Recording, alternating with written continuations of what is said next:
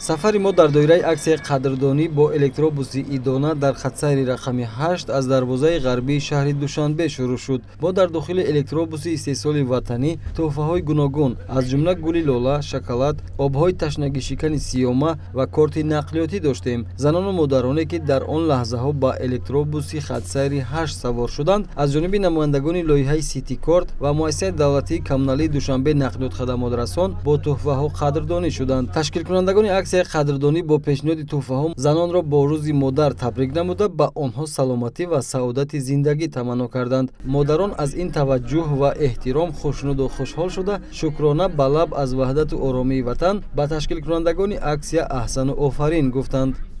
занҳои мо ҳама беҳтарин занҳо, меҳнаткаш, меҳмондӯст. Хурсанд шудем ки хеле аксия ташкил кардед. Раҳмати калон барои ташкилкунандаҳо.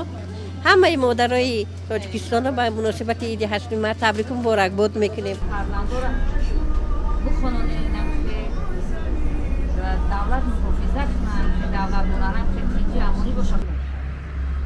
ҳамзамон дар ҷараёни аксияи қадрдонӣ ба бонувоне ки бо худ корти нақлиётӣ надоштанд, корти пардохти ғайринақдии ҳаққи роҳгиро дар нақлиёти ҷамъиятӣ тақдим карда шуд. Дар ин замина ёдрас мешавем ки аксияи мазкур дар асоси нақша чорабиниҳои мақомоти иҷроияи ҳокимияти давлатии шаҳри Душанбе бо мақсади дар сатҳи баланд таҷлил намудани иди рӯзи модар, арҷгузорӣ ба мақому манзилати модарон ва дастгириву қадрдонии занону бонувон ташкил ва баргузор карда шуд.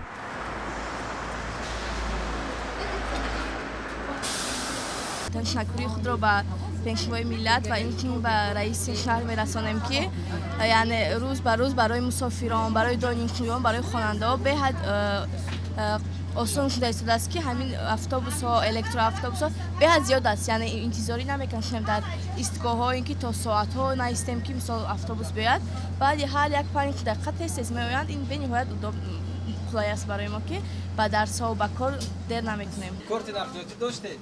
Не, надоштем, мо навозир гирифтем. шаҳри Душанбе хушрӯй, маъқул ба ман. ҳама тарафа одамони меҳмоннавоз, ҳама тарафа созанд. дар доираи аксияи қадрдонӣ намояндагони лоиҳаи Сити Корт дар хатсайрҳои 8 ва 3 бо тақдими тӯҳфаҳо беш аз 100 нафар мусофирзанонро бо рӯзи модар табрик намуданд. илова бар ин 25 нафар зан ронандагон ҳам мавриди таваҷҷӯҳ қарор гирифтанд.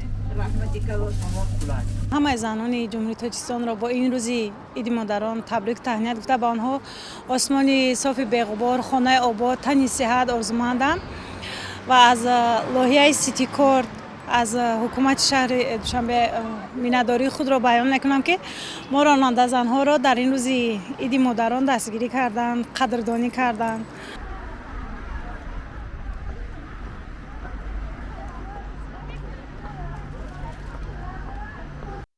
рӯзи модар дар кишвари соҳибистиқлоли мо ҳамасола бо арҷгузорӣ ба зан модар ва нақши ӯ дар зиндагии инсоният ҷашн гирифта мешавад. давлату ҳукумати Тоҷикистон ба занону бонувони тоҷик ҳамчун нерӯи бузурги созанда такя намуда ба хотири ҷалби ҳарчи бештари онҳо ба равандҳои сиёсиву иқтисодӣ ва иҷтимоиву фарҳангии кишвар тавассути тарбияи кадрҳои баландихтисос ва фаъолу ташаббускор тамоми тадбирҳои заруриро амалӣ менамояд.